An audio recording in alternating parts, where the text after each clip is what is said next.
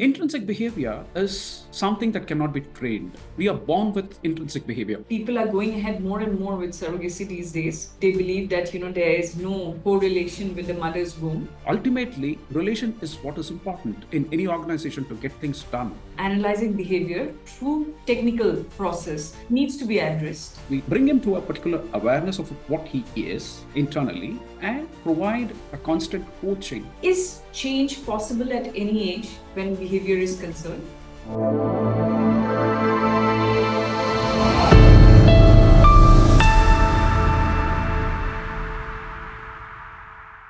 Hi everyone, welcome to yet another episode of Boss Talks,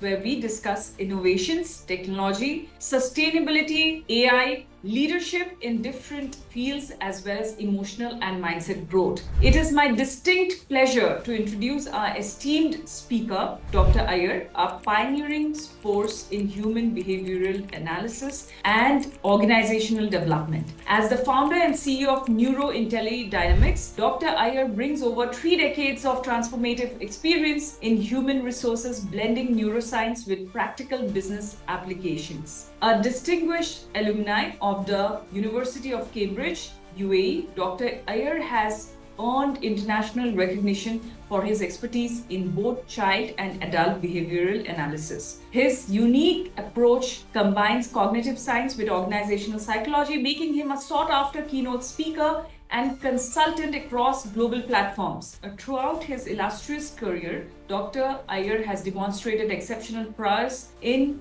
building organizations from the ground up, implementing comprehensive HR systems, and crafting innovative talent development strategies. His philosophy of integrating total quality management principles with organizational development has helped countless organizations achieve sustainable growth and excellence. As a behavioral analyst and an executive coach, Dr. Aiyar has revolutionized how organizations approach talent management, succession planning, and leadership development. His work extends beyond traditional HR boundaries, focusing on neurological aspects of human behavior to create more effective and empathetic workplace environments. Please join us today in welcoming Dr. Aiyar. Thank you so much, Dr. Aiyar, for joining me on Boss Talks and sharing this unique research that you have developed in terms of understanding human behavior. Thank you for being on my show.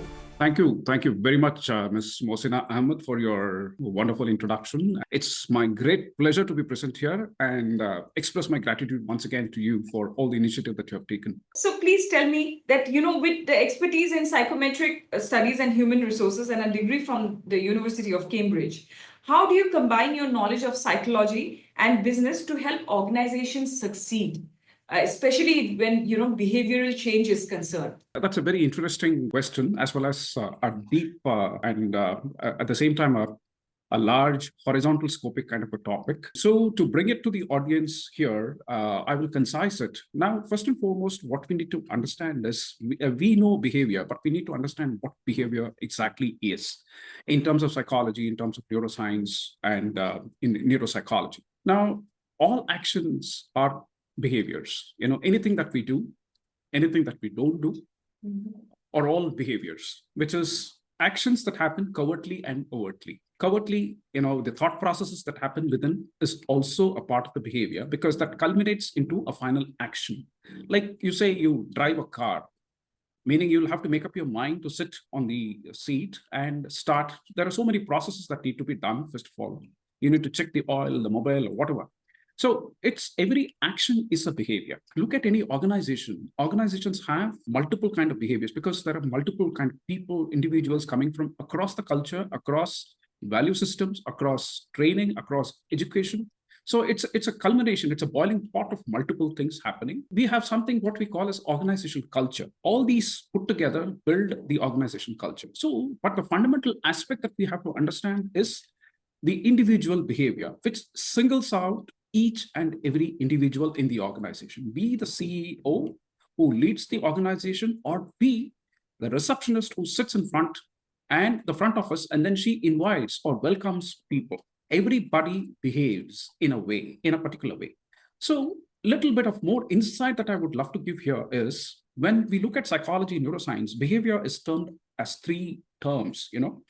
You look at one particular, a spectrum. On the extreme end, we have, on the left-hand side of the spectrum, we have something called an innate behavior or the intrinsic behavior.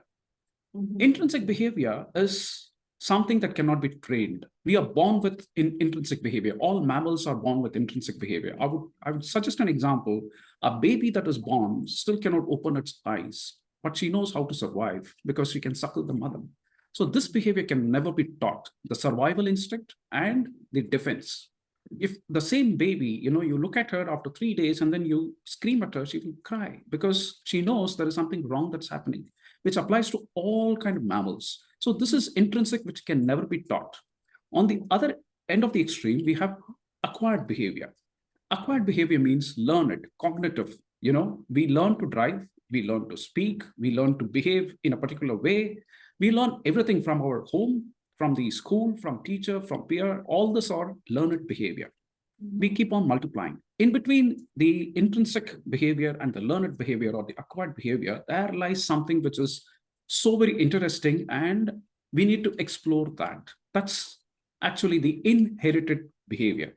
What we bring in as we come into this earth, this beautiful planet. Now, inherited behavior happens while the fetus is still in the mother's womb. Now, why? Because the mother is the person who is the single sole survivor of the baby. She feeds the baby with the food, the medicine, and very importantly, the thought processes that the mother carries. All her thought processes have a great impact of developing the behavior of the child. When the baby is born, we think it's just a child. No, it is not. The perception is already formed.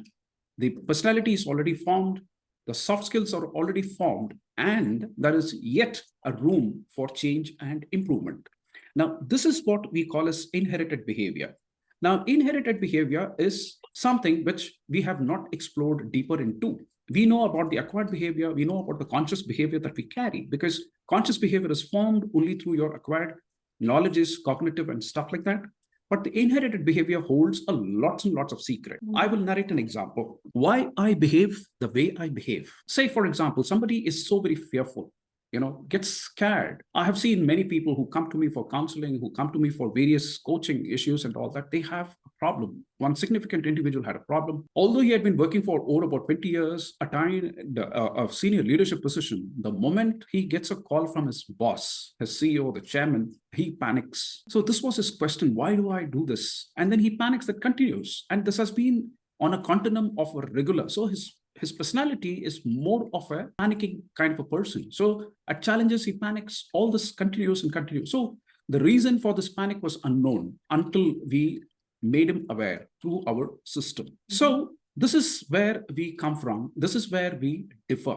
So the whole system that we look at, as you said, in the organizational context, how this behavioral change or modification help, three major dimensions. The report that we generate looks at three major dimensions. One, approach to people and relationships. How does an individual approach to people and relationships in personal life as well as in an organization? Whether he is somebody who is at ease when he meets people, when he meets his colleague, or is he stressed while relating to people? Because ultimately, relation is what is important in any organization to get things done. You will have to communicate. You will have to speak. So relationship, that's very important. Approach to relationships and person. Second is approach to task. How does a person approach a task? Is he stressed? Is he fearful? Or is he at complete ease and harmony while he is approaching the task with full confidence? Third aspect comes in. The third dimension is actually approach to problem solving. Managers are hired, executives are hired in organizations to solve problems. If there were no problems in organizations, human intervention wouldn't be necessary. It could have been run through only an automatic, the robots can run everything. So our report looks at three important dimensions: approach to people and relationships, approach to tasks, and approach to problem solving. So that's where we comprehensively look at how the individual behaves currently. What has been the inherited behavior which has gone into this individual, and what are the gaps in relation to the job requirement? or the leadership requirement. If there is any gap, we understand and find out these gaps. So that's where we can actually produce a lot of insight by creating the awareness of one's own, gaps and needs, and we coach and train people to develop those, fill up those gaps, empower them to be more productive in the organization. Yeah, I hope that answers your question. Yes, absolutely. So NeuroIntelliDynamics was founded with a goal of enhancing human behavior, right? What sets your company apart from traditional coaching or executive training programs? How is it different? And what is the process of it? Because, this is such a unique concept. I want that if you could share the concept of NeuroIntelliDynamics. So actually, NeuroIntelliDynamics, we do provide 4 kinds of services. One is the complete comprehensive HR strategic service to the board. We are also into headhunting, training, especially people, executives. We have done corporate trainings, we have done private sector, we have done trainings up to the governmental level, wherein we have trained the Kenyan parliamentarians, Kenyan Port Authority, where we are empaneled as trainers when we regularly design and develop customized programs. And the most important service that we look at today, and it kind of flagship, is the behavioral assessment that we call. Now, what is this assessment? If I take you deep down, this assessment happens, it's like a psychometric test, So psychometric tests usually ask you several questions, and they are based on pen and paper. Or today's situation, it could be a technology driven, it could be an app based, or it could be online or whatever. But ultimately, these are question based, wherein you interact or you provide the answers through your conscious self. While what we do, the assessment that we do, the behavioral assessment that we do, depends more to understand and identify what is in the unconscious, which is not easy, which doesn't come through the question answer. So hence, our system doesn't ask a single question. There is no observation. There is no, as I said, there is no question answers, nothing of that sort we do. So we obtain a particular data that I'll also explain a little later. So this comprehensive kind of a thing that looks at the whole person, looks at the whole individual. And we produce a report that talks completely about the individual's neurodynamics, like, how the person is he with the right brain, born with the right brain or the left brain, or is it right reciprocal or reciprocal to the left? How does he perceive this world? We know perception. Perception is not reality. Perception is what I think or focus as a reality of any kind of an object. But there are much aspects deeper into perception. Perceptions can be divided into 4, which is an affective perception, which could be a critical perception, cognitive perception, and adaptive kind of a perception. Every individual has a dominant kind of a perception. That's how he looks at the whole world. If you look at a beautiful song from the older movies, the Bollywood has produced, Mera Naam Joker, if you look at Raj Kapoor singing, he looks at the whole world with a chashma, and the specs has got a color. He says, chashma utaro, fir dekho yaro. The color of the chashma, the color of the specs actually reflects on the body of anything, and then that colors you. That's how the perception is all about. But the reality is different. So we look at analyzing and understanding what is the perception.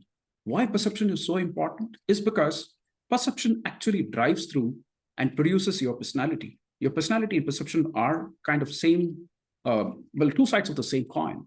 They together come into contact and produce the communication.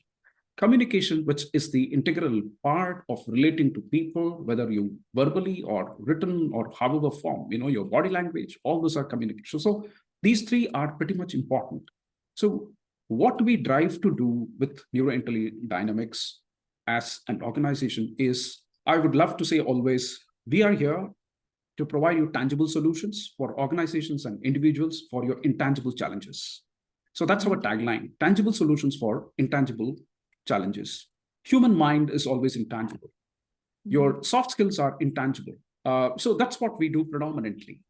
Now, talking about competencies or skills, the softer skills that we talk about, like say, for example, listening or even communication, the way how a person grasps things, how quickly can he grasp, how quickly can he express, how much a delegation does a person is able to provide, how is the leadership of an individual. These are soft skills or competencies which are not evaluated so far I have, in my 30 years of my career that I have done so much of training needs identification, I have not come across some instrument that actually provides you a numeric equivalent of these attributes or the competencies. But today, Rockamore genetic behavior analysis, that's RGBA that we do, provides you a systematic evaluation, a numerical value to any of these qualities. And there are more. So we cover 32 competencies in the report, which talks about all of these things. Now, why is it so important? I believe as an HR professional, report is some kind of a boon to an HR professional, or it could be even something like a golden platter for an L&D professional, because that gives you the complete awareness of where do you focus on the training for an individual. Earlier, what used to happen, we used to have a TNI, the entire organization, the same individual who has been through communication training for 3 years without a pronounceable change comes into the same fold. Once again, he goes through the program. What change happens, we don't know. It's never measured. Even if you measure, it's all theoretical and gut-based. Now, this report, crystal clear, it talks about what is missing. And we have a scale, a standard scale of 12. On this scale of 12, whether somebody is 5 or somebody is 7 or 9 or whatever. So this is possible for us to identify any of these skills and work on those gaps and improve somebody, for good.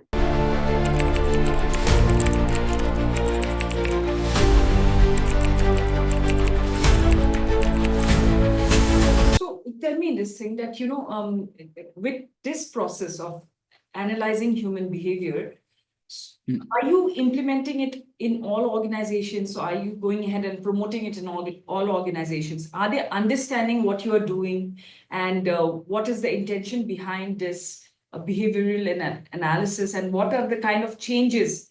Are the changes tangible to see, once someone goes ahead with this?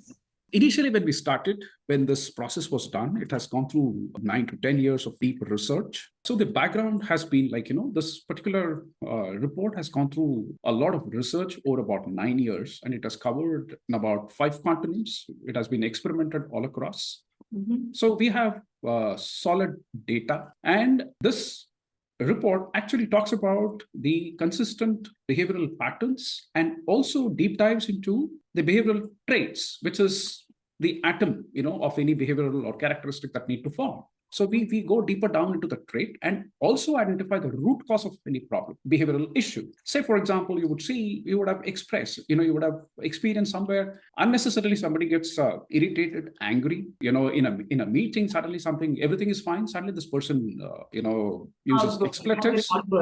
Yes. Exactly. Outbursts, expletives, or whatever. What is the reason? So that triggers off why this happens, why this man does it. So behavior is unconscious, as I said, always. This is pretty much evident. So we look at the unconscious part of the behavior. Now, as you asked me, well, this is a new process. I have been in the kind of promoting this for the past about 4.5 years. Initially, which started as a individual report, wherein we maintain a very high ethical standard, and it's pretty confidential. Each report is an individual base, which is confidential report. This is never discussed with anyone because we maintain a client confidentiality. Right. So we have done across many organizations in total that we operate, whether it is Southeast Asia, India, Middle East, or UK, or wherever. We have approached in organizations.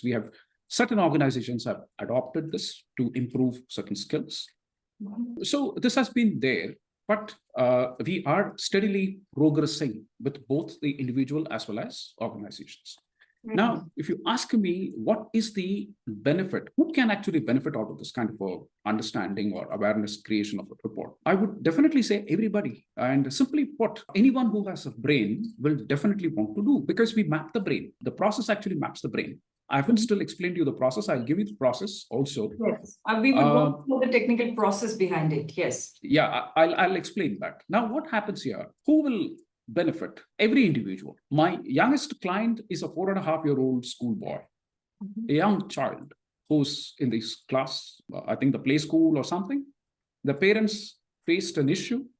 They were constantly approached and talked by the principal, and they had given a warning about the child's behavior and stuff. And then they brought us. So that's where it starts. Likewise, there are many children. My youngest is 4.5. year-old boy, and the oldest so far is a gentleman who's 67-year-old person.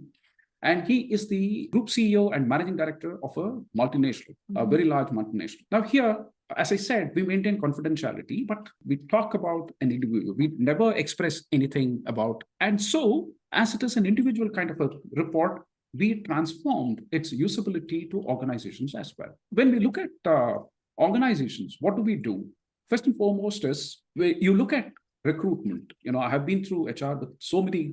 I have done hiring in the campuses with IITs or IIMs or all throughout, and also the lateral entry for the CEOs or whatever. Now we hire for the hard skills, and we fire an individual for lack of soft skills. We hire for hard skills, and once the person is onboarded, we see, and then this man cannot actually conduct himself with the team. He is unapproachable. He sits in a glass cabin. People cannot approach him.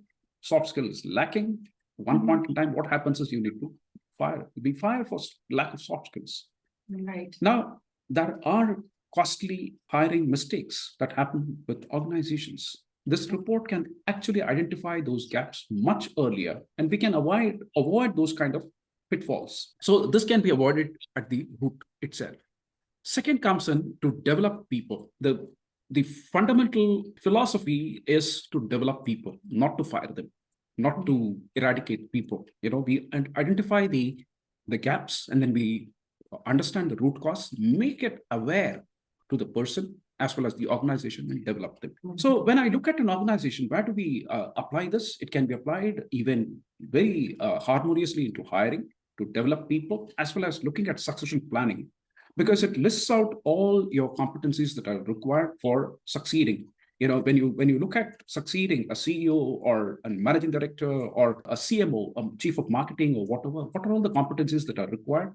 The organizations can list. They can provide 3 or 4 or 5 candidates who need to be assessed. We do the behavioral assessment and advise them what need to be done. So the continuous processes, we do the diagnosis. The report carries the diagnostic detail. And the second part is identify the gap, and then we provide customized coaching and training to the individual, what we call as psychomentoring. So this is what it applies to. Yes, the organizations are receptive. There are people who are wanting to do, and there are people who they don't believe this. There are possibilities, but it takes time, because even for looking at MBTI, it took 28 years to actually bring it to the normal usage in people in life or organizations or wherever. So it takes time. So we don't broadly advertise anywhere. We use more of a personal approach to organizations and stuff like that. So that's how we are working. I'm promoting this very, very avidly all across Middle East. I just want to ask you here, that is change possible at any age when behavior is concerned? And once you identify it, is it possible? And what is the approach, or what is the kind of, the changes that we are seeing in people after they have been diagnosed with an issue that they want to change? How is the transition possible? So first, let me touch upon the process that we do. So the process of obtaining this report, as I said, we don't ask a single question. We don't want to know anything from the individual. There is no observation or assessment, any kind of assessment type. All we require, the data is we collect fingerprint images.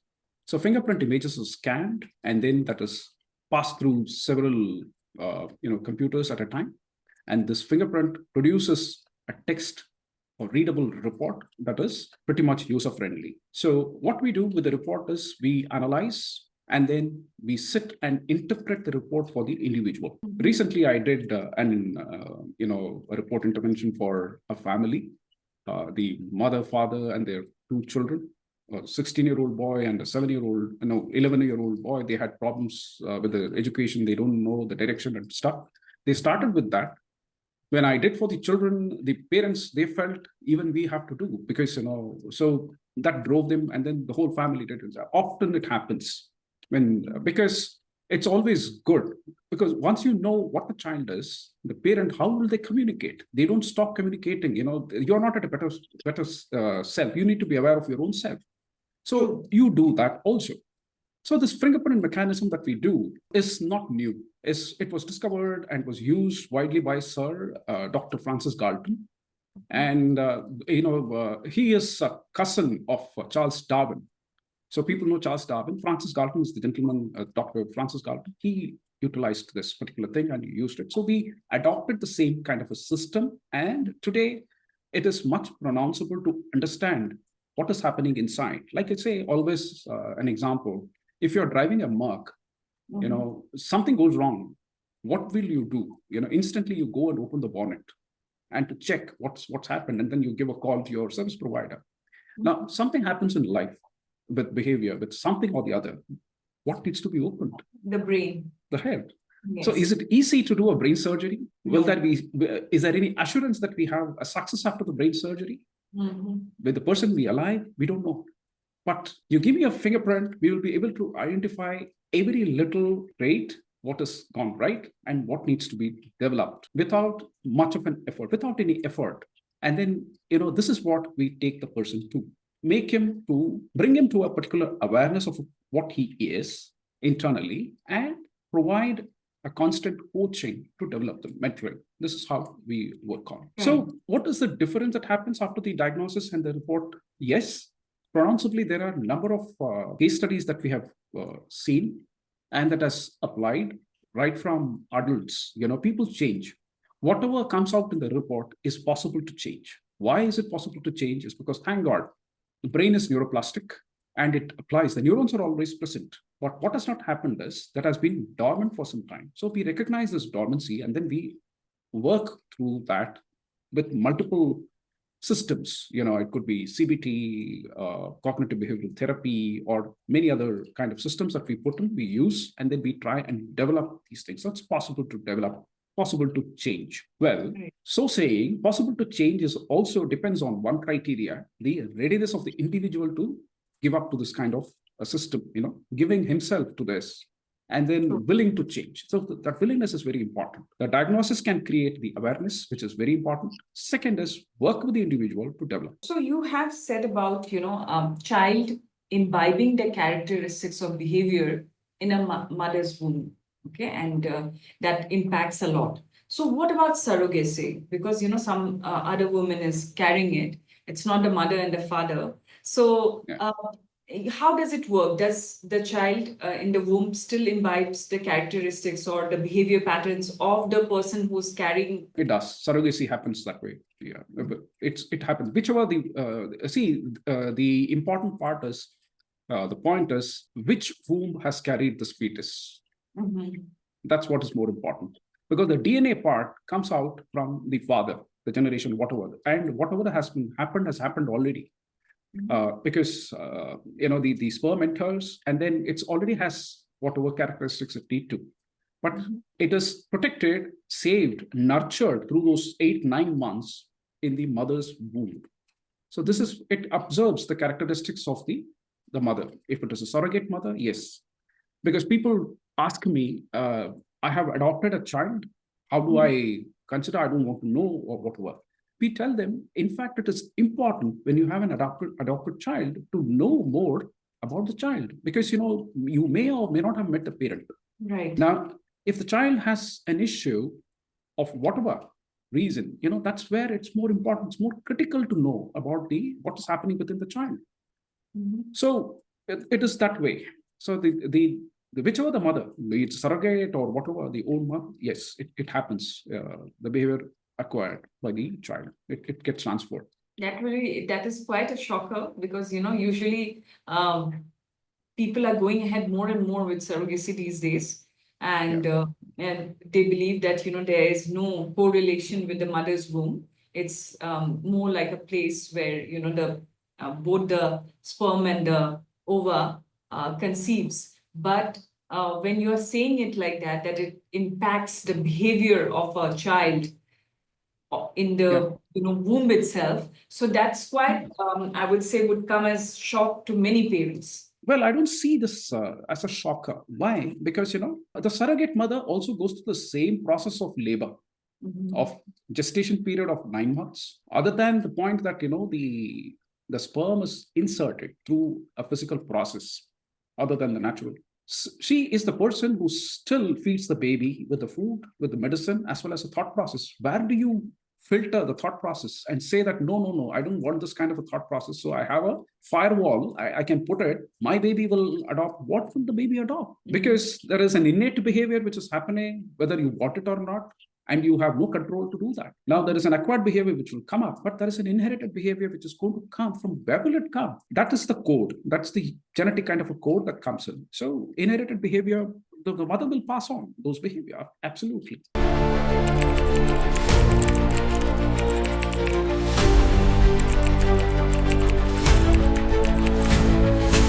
So, you have said that your client, that the youngest client is a 4.5-year-old. Okay. Yeah.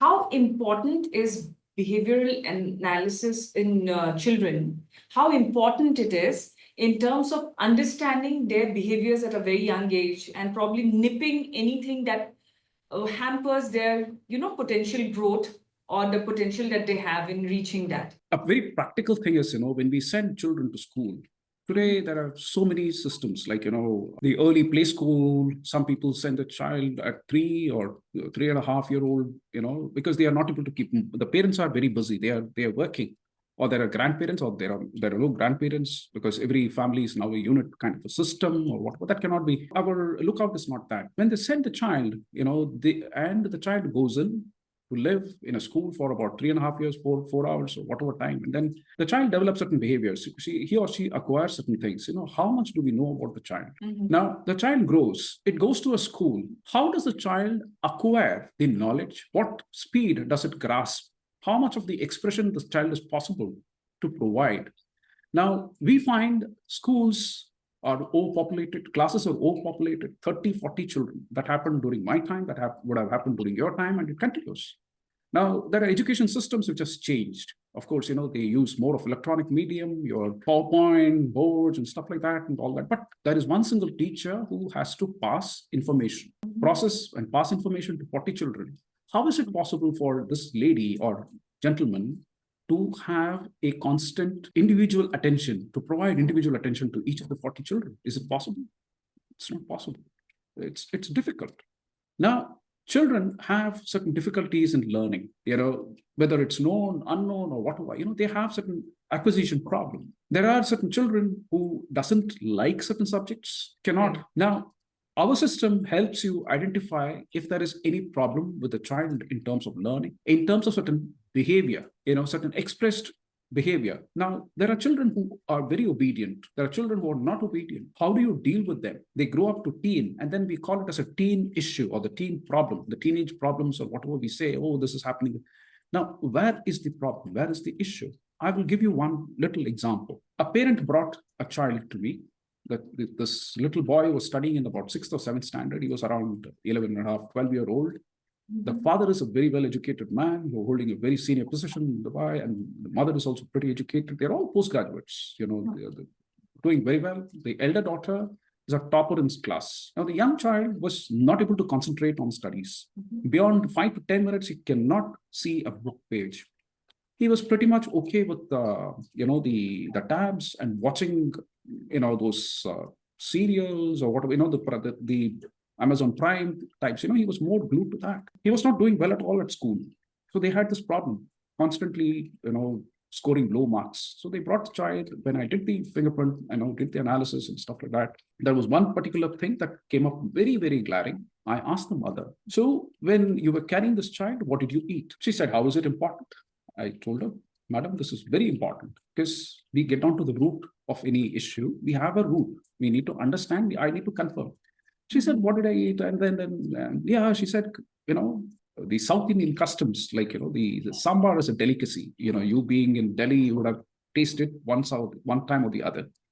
And there are vegetables that are put in the dish. One of it is drumstick. I asked her whether did you eat this during the pregnancy. She said, yes, that's my most favorite. So she has been consuming that. There's nothing wrong. But excessive consumption, what has happened is, it has made the prefrontal nerve of the child go dry. Now, he is not able to concentrate because of the nerve dryness. So why does it do? The drumstick has got certain properties. Estrogen, high amount of estrogen happens and then it dries off. Now, this is an issue. We complain that the child is not studious, he's not able to study, he's not concentrating, blah, blah. But where is the problem? The root cause of the problem is somewhere else. How do we blame the child? So these are intricate kind of issues that we can easily identify, and the traits, and then we resolve this. Now, I'll give you more. The case study that I'm talking about, this child was identified with this. Then after some time, we gave the child a solution. The prefrontal nerve has to be hydrated constantly. So we said, give him a water bottle so he can sip water every 5-10 minutes. It was difficult for the child. So he started doing that, along with that various other remedies. We don't give medicine. There is nothing of that sort. Slowly, steadily, this started happening. And sometime later, the parent came back and then said they were happy, how the child is. Said, yeah, he's able to sit across for at least 20 minutes. That's what I told them. We will start with 20 minutes. If he's 20 minutes, he's able to concentrate, be happy. And then ask them to write and then read everything. He cannot read, but he has to write and then read. And about sometime later, he took a lot of interest in cooking. He used to watch those cooking videos and all that. They said, is it okay? I said, yeah, better let him do that, because, he's able to cut vegetables. His learning system was more of kinesthetic. His dominant learning, this thing is kinesthetic, but by doing, and then visual, and then audio, or whatever. Now, this is how the child is made.